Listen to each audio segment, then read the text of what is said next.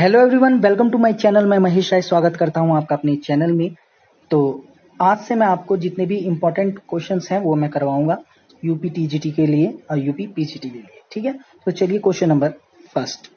माधव संगीत विश्वविद्यालय के प्रथम कुलपति कौन है? ए पंडित चित्तरंजन ज्योतिषी, बी पंडित विद्याधर व्यास, सी पंडित रामाश्रय झा, डी पंडित गणेश प्रसाद मिश्र।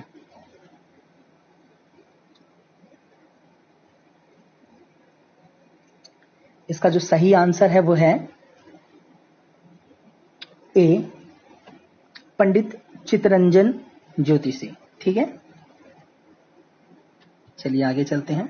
मुझे उम्मीद है आपको सबको अच्छे से दिख रहा होगा। गायक जो हिंदुस्तानी एवं कर्नाटकी दोनों ही शैलियों में कुशलता प्राप्त है। ए बाल मुरली Krishna, B Sudhar Raghu Nandan, C M R Gautam, D doctor K Srikantan.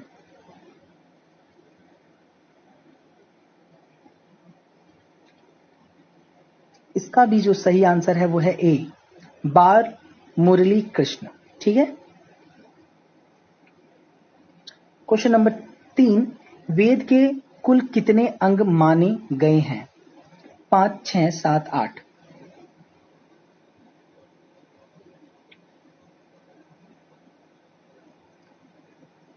और इसका जो सही आंसर है वो है 6। ठीक है, वेद के 6 अंग माने गए हैं। ठीक है, ये याद रखना, ये क्वेश्चन आ सकता है।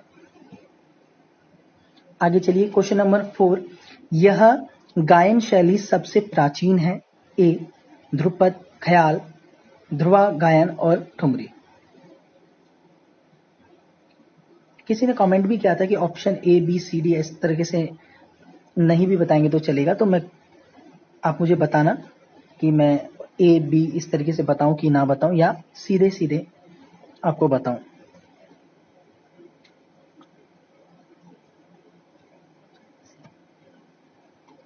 इसका सही आंसर है सी ध्रुवा गायन सबसे प्राचीन है। ठीक है,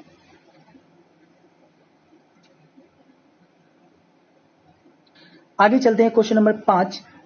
सामगान में कितने स्वरों का प्रयोग हुआ है? 3, 4, 5, 6।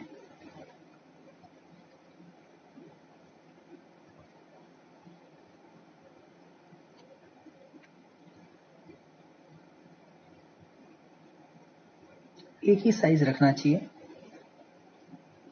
तो इसका सही आंसर है 3 हुआ है सामगान में प्रयोग। चलिए आगे चलते हैं क्वेश्चन नंबर 6 की ओर। स्वाति तिरुनाल महाराज के नाम की छाप है। ए पद्मनाभ, बी पद्माचरण, सी तिरुमलेश, डी जल जाक्ष।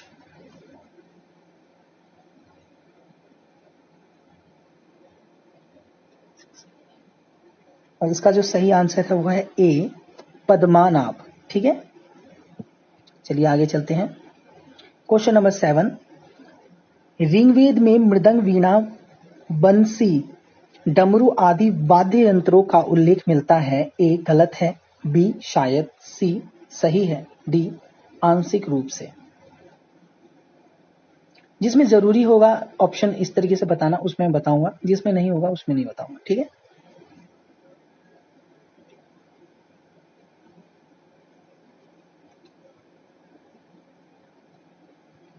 इसका जो सही आंसर है वो है सी। ठीक है, ये सारे ऋग्वेद में मिलते हैं। मृदंग हो गया आपका, वीणा, वंशी, डमरू, ये सारी चीजें मिलती हैं। Question number 8। भाव भट्ट ने संगीत के कितने ग्रंथ लिखे हैं? 6, 7, 8, 9।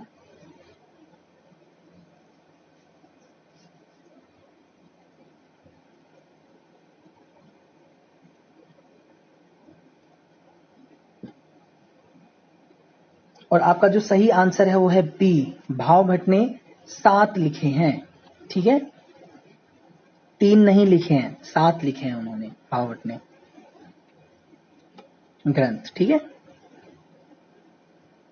ये याद रखना। क्वेश्चन नंबर 9, उत्तर भारतीय संगीत में भातखंडे द्वारा कितने ठाटों को मान्यता दी गई है?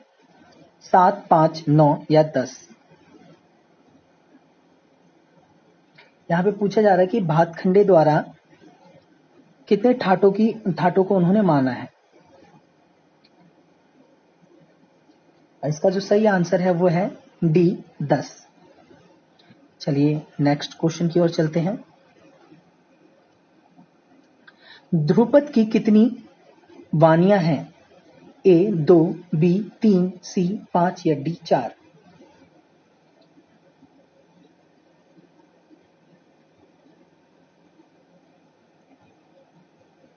तो इसका सही आंसर है डी, 4। ध्रुपद की 4 वानियां हैं।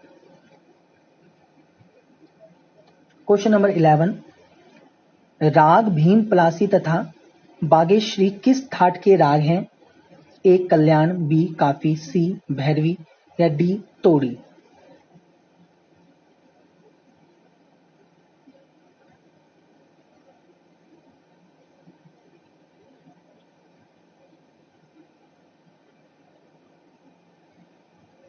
भीम पलासी, बागेश्वरी, मालकोस, ये सभी काफी ठाट के अंतर्गत आते हैं। चलिए आगे चलते हैं। क्वेश्चन नंबर 12, गायकों के लिए तानपुरा एक अत्यंत महत्वपूर्ण तार वाद्य है। गलत है, शायद, सी सही है या डी कम महत्वपूर्ण है?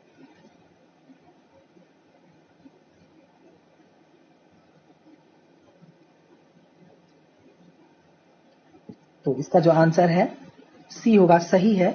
गायकों के लिए तानपुरा बहुत ही महत्वपूर्ण होता है। क्वेश्चन नंबर 13, गमक किसे कहा जाता है? ए स्वरों को हिलाना, बी स्वरों का स्पर्श, सी स्वरों का गंभीरता पूर्वक कंपन या डी स्वरों को फैलाना?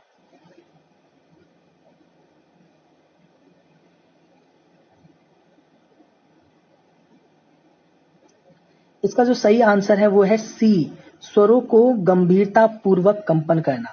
कुछ लोग ये भी सोच रहे होंगे कि इसका ए होगा कि स्वरों को हिलाना। हाँ, स्वरों को, लेकिन स्वरों को हिलाना नहीं होगा, क्योंकि स्वरों को हिलाओगे तो इसका उसका मतलब होता है कि स्वर बेसुर हो जाओगे। लेकिन सी का है कि स्वरों का गंभीरता पूर्वक कंपन करना। कंपन भी मतलब भी वही होता है, लेकिन इसका सी आंसर होगा। इसका सही आंसर मतलब कि सही तरीके से इसका मतलब सी ही होगा। क्वेश्चन नंबर 14, प्रातकालीन सिंधी प्रकाश राग कौन सा है? ए सारंग, बी भीम पलासी, सी कलिंगड़ा या डी सुहा?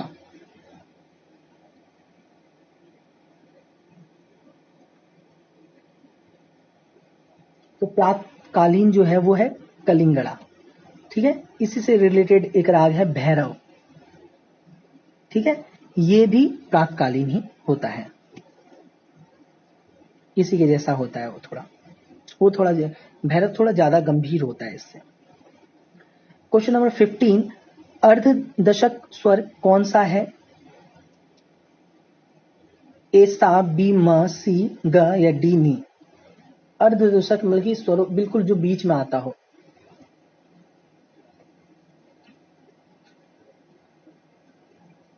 इसको इस तरीके से भी समझ सकते हैं आप। वैसे तो आपको पूरा इसका एक पढ़ना पड़ेगा, उसके बाद आप समझोगे।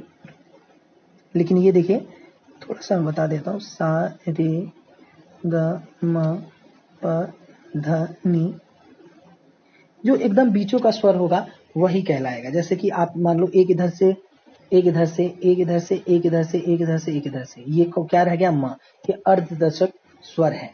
आधे आधे पे आता है ये, मतलब कि बिल्कुल बीचों बीच का स्वर है। ठीक है, इस तरीके से आप इसे समझ लीजिए। तो इसका जो सही आंसर होगा अर्धदशक स्वर, वो होगा म।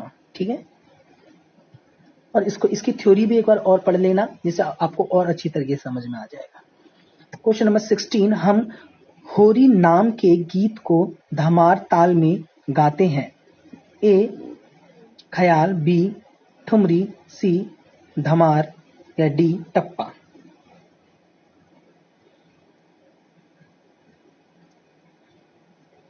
यहाँ पे ये पूछा जाए कि होरी को अगर हम धमार ताल में गाएंगे तो वो क्या कहलाएगी?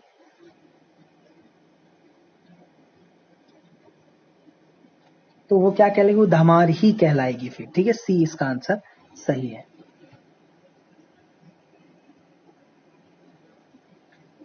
क्वेश्चन नंबर 17, लयकारी का प्रयोग किस शैली में होता है? ए ख्याल, बी ध्रुपद, सी भजन या डी दादरा। जितने ज्यादा हो सकेंगे क्वेश्चंस मैं उतने ज्यादा करवाऊंगा। ठीक है, अब से क्वेश्चंस जो होंगे वो 15 क्वेश्चन रेगुलर हो रहे थे, लेकिन मैं अब कोशिश करूंगा कि मैं ज्यादा से ज्यादा क्वेश्चन करवा पाऊं।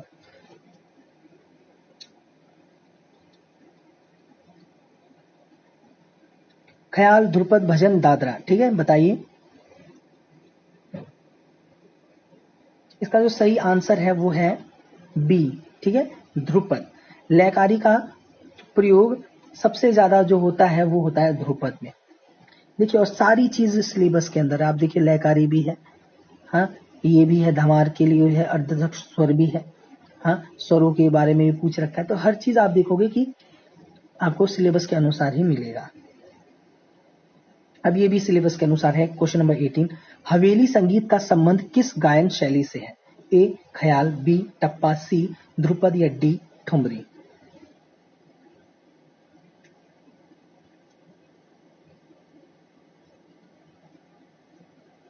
और इसका सही आंसर है सी ध्रुपद। हवेली संगीत का जो संबंध है वो है ध्रुपद के साथ। ठीक है, चलिए आगे चलते हैं। क्वेश्चन नंबर 19, राग मियां मल्हार और सारंग के मिश्रण से उत्पन्न हुआ है? ए जयंत मल्हार, बी नट मल्हार, सी मियां की सारंग या डी शुद्ध सारंग। आप राग से ही आप समझ सकते हो कि कौन सा हो सकता है।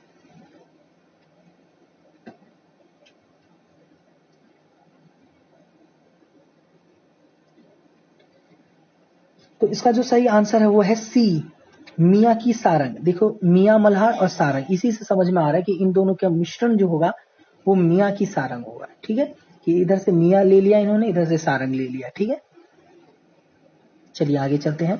क्वेश्चन नंबर 20, मध्यकाल में कौन सा राग वर्गीकरण प्रचलित था? ए जाति गायन, बी रागांक वर्गीकरण, सी मेल राग वर्गीकरण या डी ठाट राग वर्गीकरण। मध्यकाल में पूछ रहा है। ठीक है, मध्यकाल में पूछ रहा है।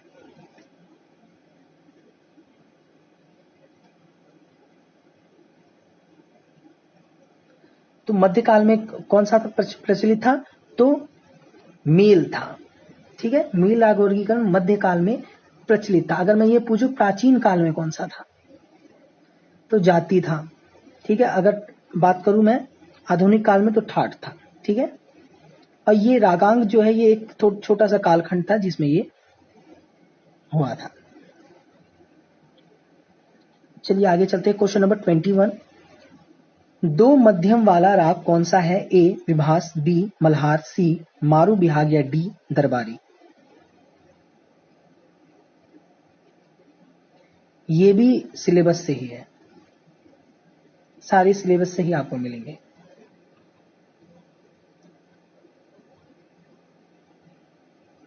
तो आपको पता ही होगा कि मारू बिहाग में दोनों मध्यम का प्रयोग किया जाता है। चलिए आगे चलते हैं। क्वेश्चन नंबर 22, आश्रय राग कौन सा है?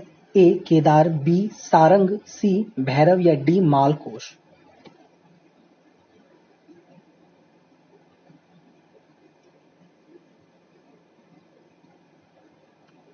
तो इसमें से देख सकते हैं कि आश्रय राग इसमें से सिर्फ भैरव है। ठीक है, देखिए आश्रय राग वो होता है जो ठाट होता है, ठाट वाले जो राग होते हैं वही आश्रय राग है। ठीक है, तो भैरव भी एक ठाट भी है, एक राग भी है। केदार एक ठाट नहीं है, सारंग एक ठाट नहीं है, मालकोश एक ठाट नहीं है, इसलिए जो भैरवी एक ऐसा है जो राग भी और ठाट भी, तो इसलिए आश्रय राग कहलाएगा। आश्रित राग वो होगा जो ठाट पर आश्रित होता है, जैसे ये सारंग है, ये ठाट पर आश्रित राग है। मालकोस है, ये काफी के ऊपर आश्रित है। इसलिए आगे चलते हैं, क्वेश्चन नंबर 23। श्रुतियों का, थोड़ा सा छोटा करने दीजिए। श्रुतियों का परस्पर अंतराल स्वरों के अंतराल की अपेक्षा कम होता है, अधिक होता है, बराबर होता है, या उपरोक्त में से कोई नहीं?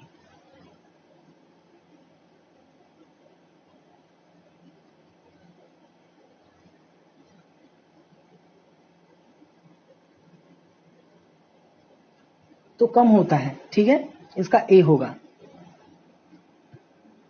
Question number 24। प्राचीन ग्रंथकारों के अनुसार एक सप्तक में कितनी श्रुतियां होती हैं?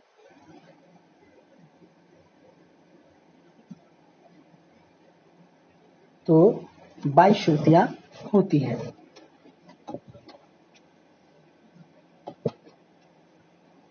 ये याद रखना, ये जितने भी क्वेश्चंस आएंगे एग्जाम में, 2021 के जो एग्जाम है यूपी टीजीटी पीजीटी का, तो उसमें ना क्वेश्चन कभी मुश्किल नहीं होता, क्वेश्चन कभी भी हार्ड नहीं आएगा। जो ऑप्शंस होते हैं ना वो हार्ड कर देते हैं, वो ऐसा कर देते हैं, ऑप्शन ऐसे डाल देते हैं जिसमें आपका कंफ्यूजन बढ़ जाए। ऐसा नहीं होता कि वो क्वेश्चन टफ आएगा, तो क्वेश्चन वैसा ही आएगा, पर जो उसका जो ऑप्शंस होंगे उसको टफ कर दिया जाता है। ठीक है, तो आगे चलते हैं क्वेश्चन नंबर 25 पे। प्राचीन काल में आलाप करने की विशेष विधि को निम्नलिखित में से किस नाम से जाना जाता है? ए स्वर स्थान, बी सरगम, सी राग माला, डी सादरा।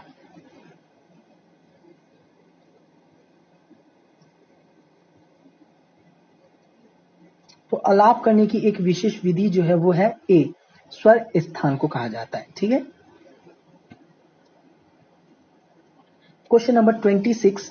राग में तीरो भाव का प्रयोग निम्नलिखित में से किसके लिए किया जाता है?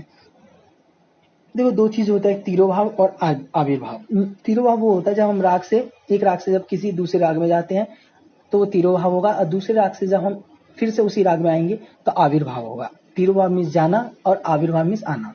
ठीक है, ये मैंने आपको बता दिया। अब तीरो भाव देखो, इन चारों ऑप्शन को बताता हूं, उसमें आप बताना। क्वेश्चन ए है, बढ़त के समय राग के मुख्य स्वरूप को अन्य राग के स्वरों से छिपाने के लिए। ठीक है, बी है प्रस्तुति में विभिन्न प्रकार की तानों के प्रयोग के लिए, सी है रचना में मृदंग के बोलों के प्रयोग के लिए, डी है आवाज के उतार चढ़ाव के लिए।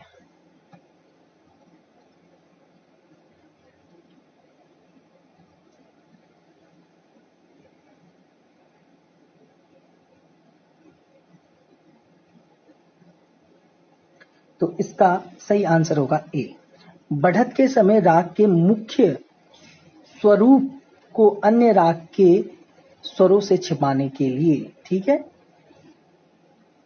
जो मुख्य स्वरूप है उसको अन्य राग के स्वरों से छिपाने के लिए होता है। अभी मैंने आपको बताया था अच्छे से। Question number 27। धनराज पंचरत्न कृतियों को कंपोज करने वाला कौन है? ए स्वाति तिरुनल, बी श्याम शास्त्री, सी त्यागराज, या D Muthuswamy Dikshitar.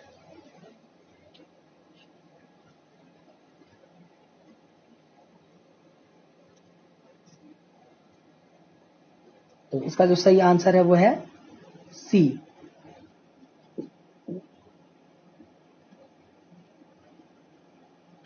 Question number 28।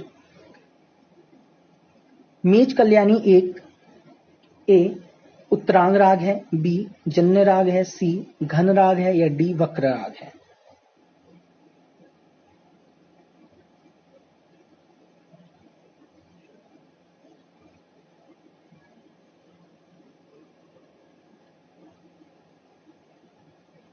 तो ये क्या है, एक उत्तरांग राग है। ठीक है। क्वेश्चन नंबर 29, आधुनिक मेलकर्ता योजना में खरहर प्रिया की संख्या होती है 25, 22, 20, 15।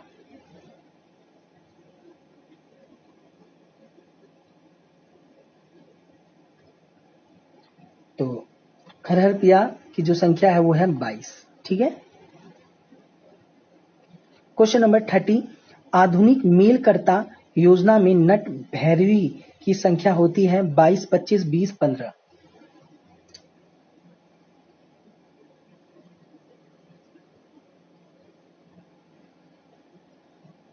तो इसका जो सही आंसर है वो है 20।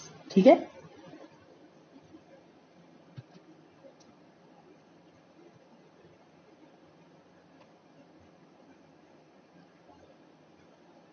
क्वेश्चन नंबर 31, आधुनिक शुद्ध थाट में यदि सा की आंदोलन संख्या 240 है तो शुद्ध मध्यम की आंदोलन संख्या क्या होगी? ए 270, बी 288, सी 320 या डी 360।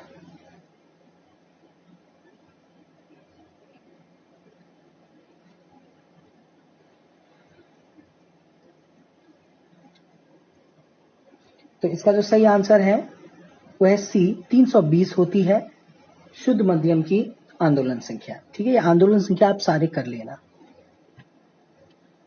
क्वेश्चन नंबर 32, लक्षण गीत में निम्नलिखित में से किसका वर्णन किया जाता है? ए राग के लक्षणों का, बी ध्वनि के गुण धर्म का, सी संगीत शास्त्र का या डी तानों के प्रकार का।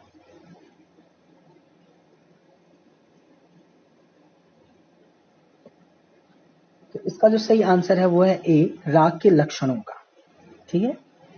आगे चलते हैं। क्वेश्चन नंबर 33, पंडित विष्णु नारायण भारतखंडे जी ने राग वर्गीकरण हेतु कितने ठाटों का चयन किया? 15, 22, 10 या 12। राग वर्गीकरण जब ये कर रहे थे तो इन्होंने कितने ठाट माने या कितने ठाट का चयन किया?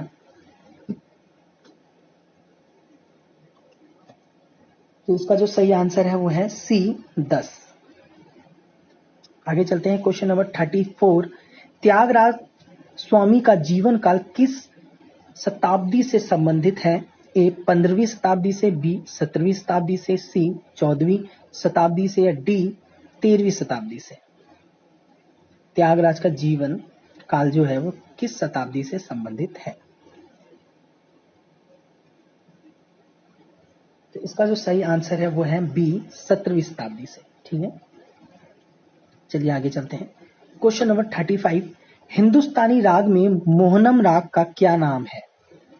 ये जो कर्नाटक और हिंदुस्तानी संगीत है उसके बारे में टीजीटी में दिया गया है, उसके बारे में पूछा जाएगा।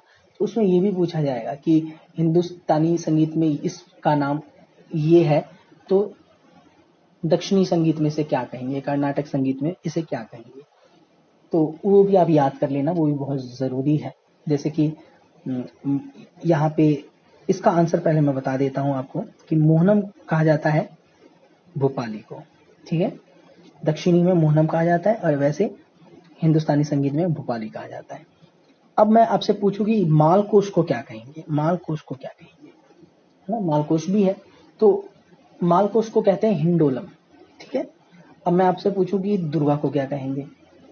तो दुर्गा को कहते हैं शुद्ध सावेरी। हाँ। उसके बाद सोनी को क्या कहेंगे? सोनी को कहते हैं हंस नंदिनी, हंसानंदी कहते हैं इसे, हंसानंदी। ठीक है। तो ये ऐसा आप याद कर लेना, ये इंपॉर्टेंट है। क्वेश्चन नंबर 36, राग मलिका तिलसाना पहली बार किस संगीतज्ञ द्वारा प्रस्तुत किया गया? ए त्यागराज, बी राम स्वामी दीक्षितर और सी बाला मुरली कृष्ण या डी पंचमा रबु।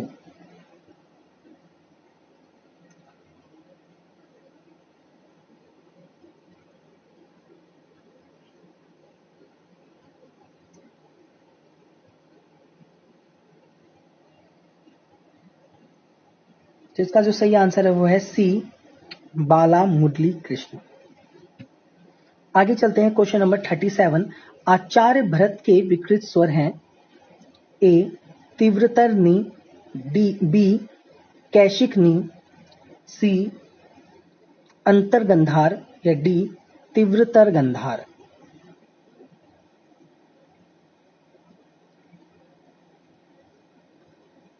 ये भी इंपॉर्टेंट प्रश्न है।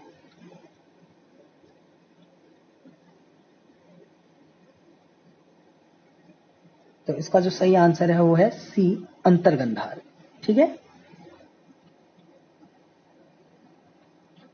Question number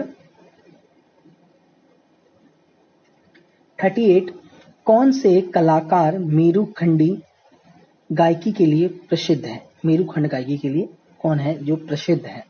A Ustad Fayaz Khan, B उस्ताद अब्दुल करीम खां, सी बड़े गुलाम अली खां या डी उस्ताद अमान अली खां।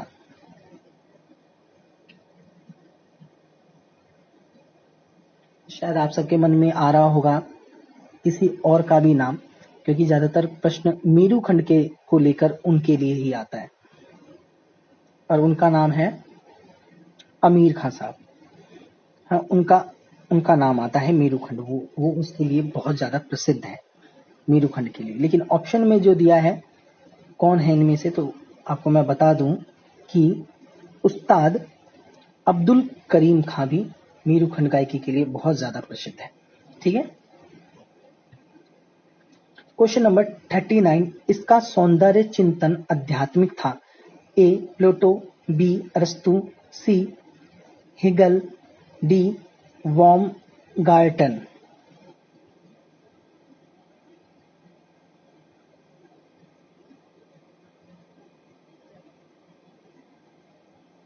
तो जो इसका जो सही आंसर है वो है बी, अरस्तु। ठीक है। अरस्तु के जो गुरु थे प्लेटो थे, प्लेटो के गुरु जो थे वो सुकरात थे।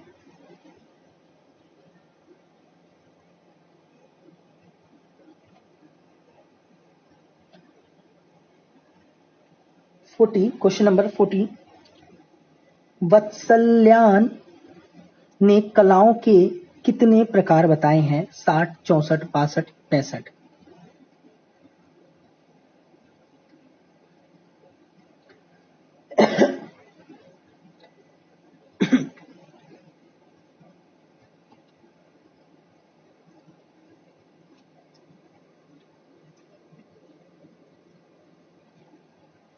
इसका जो सही आंसर है वो है बी, 64।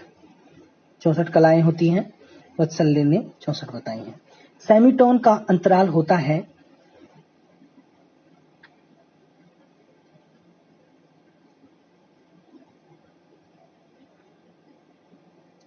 ए 9.10, सॉरी ए 9:10, बी 8:9, सी 15:16 या डी 10:15। कभी ध्यान इधर से उधर हो जाता है तो प्रॉब्लम होती है, तो बताइए। इसका सही आंसर है सी, 15:16।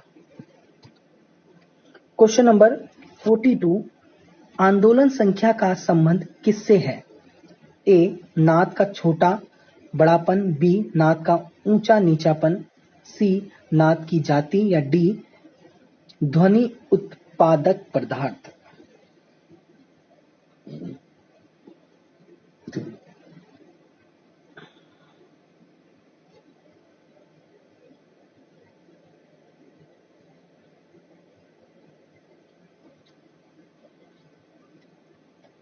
इसका सही आंसर है बी, नाद का ऊंचा नीचापन से ही आंदोलन संख्या का पता चलता है। ठीक है। चलिए आगे चलते हैं। Question number 43। देवगिरी बिलावल का ठाट बताइए। कल्याण, खमाज, बिलावल या काफी।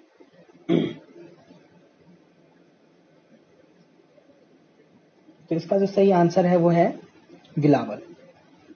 आगे चलते हैं क्वेश्चन नंबर 44। पूर्ण ध्वनि की मधुरता किस पर निर्भर करती है? ए मूलनाद, ए सहायक नाद के पारस्परिक संबंध, बी मंद्र और मध्य सप्तक, सी कंपन और आंदोलन संख्या, डी ध्वनि उत्पादक पदार्थ की लंबाई।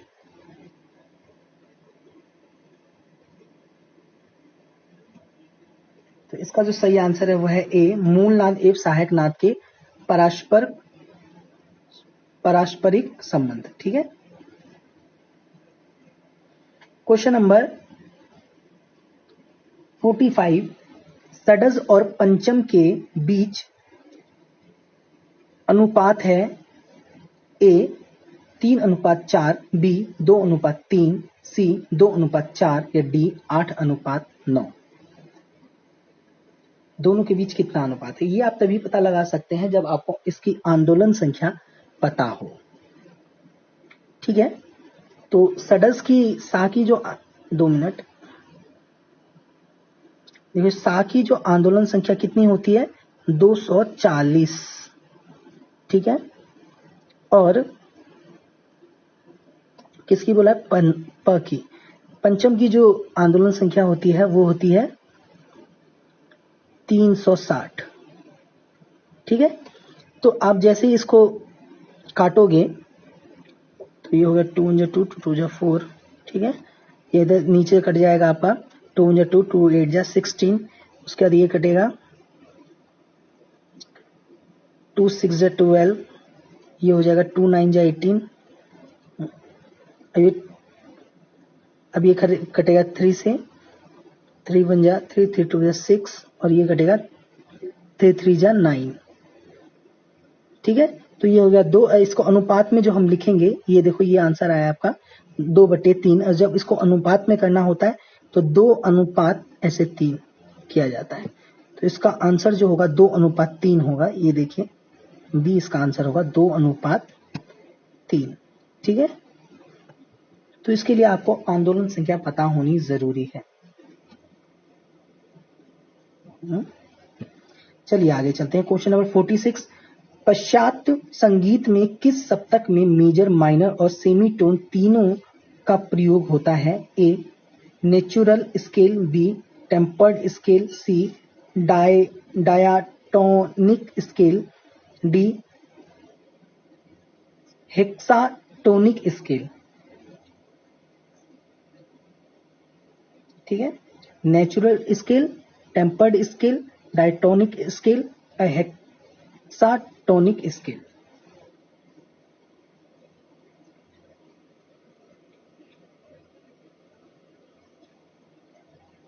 तो इसका जो सही आंसर है वो है सी डायटोनिक स्केल। आगे चलते हैं। Question number 47।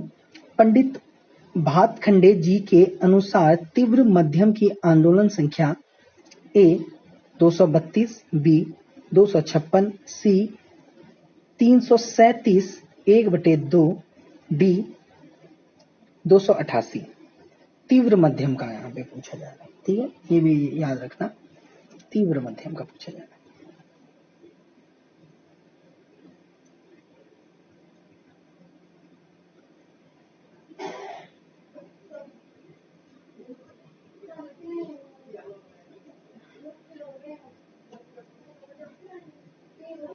इसका जो सही आंसर है वो है सी 337 1/2। Question number 48। किस आचार्य ने रस सिद्धांत के संदर्भ में द्विचावरण भंग की चर्चा की है? ए भरत, बी अभिनव गुप्त, सी केसी पांडे या डी पंडित राज जगन्नाथ।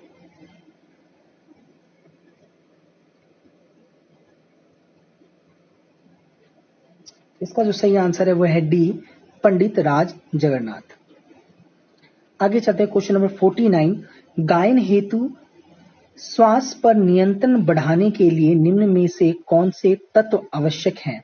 ए जोर से गाना, बी बहुत धीरे से गाना, सी माइक पर गाना, या डी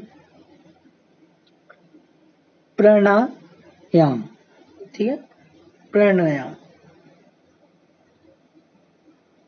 इसका जो सही आंसर है वो है प्राणायाम। ठीक है, आज का अंतिम प्रश्न,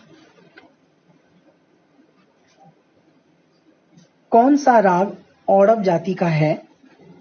जोग कोश, तोड़ी, जोग या रागेश्वरी? क्वेश्चन नंबर 50 है ये, और इसका जो सही आंसर है वो है औड़व जाति का है जोग।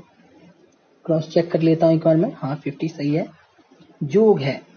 ठीक है, तो ये था आज के हमारे 50 प्रश्न। मुझे उम्मीद है आप सभी को अच्छा लग रहा है। अच्छा लग रहा है तो चैनल को सब्सक्राइब कीजिए, लाइक कीजिए, बेल आइकन को प्रेस कीजिए। कोई भी प्रॉब्लम होती है तो कमेंट करके आप पूछ सकते हैं। बाकी हमारा टेलीग्राम है, टेलीग्राम का जो लिंक है वो मैंने डिस्क्रिप्शन में दे रखा है, वहां से आप डायरेक्ट टेलीग्राम से जुड़ सकते हैं। वहां पे जितनी भी गवर्नमेंट जॉब आती है, जितनी भी प्राइवेट जॉब आती है, जो भी नोटिफिकेशन आता है उस सब की अपडेट आपको वहां पे मिल जाएगी। जितनी भी हेल्प हो सकती है वहां पे आपकी की जाएगी। और टेलीग्राम का जो नाम है वो है ऑल म्यूजिक एग्जाम। ठीक है, आप डायरेक्ट सर्च पे जाके भी लिख सकते हैं ऑल म्यूजिक एग्जाम। टेलीग्राम पे जाके लिखोगे सर्च पे ऑल म्यूजिक एग्जाम तो आ जाएगा, वहां से डायरेक्ट आप जुड़ सकते हैं। काफी लोग वहां पे जुड़े हुए हैं, तो 300 के करीब लोग जुड़े हुए हैं, तो आप सब वहां से जुड़ जाइए, आपकी सभी की हेल्प होगी। अगर जुड़ना चाहते हैं तो जुड़ सकते हैं। बाकी चैनल को शेयर जरूर कीजिए, आपकी हेल्प हो रही है तो जरूर शेयर करें। ठीक है, आज के लिए इतना ही। Thank you everyone. जय हिंद, जय भारत।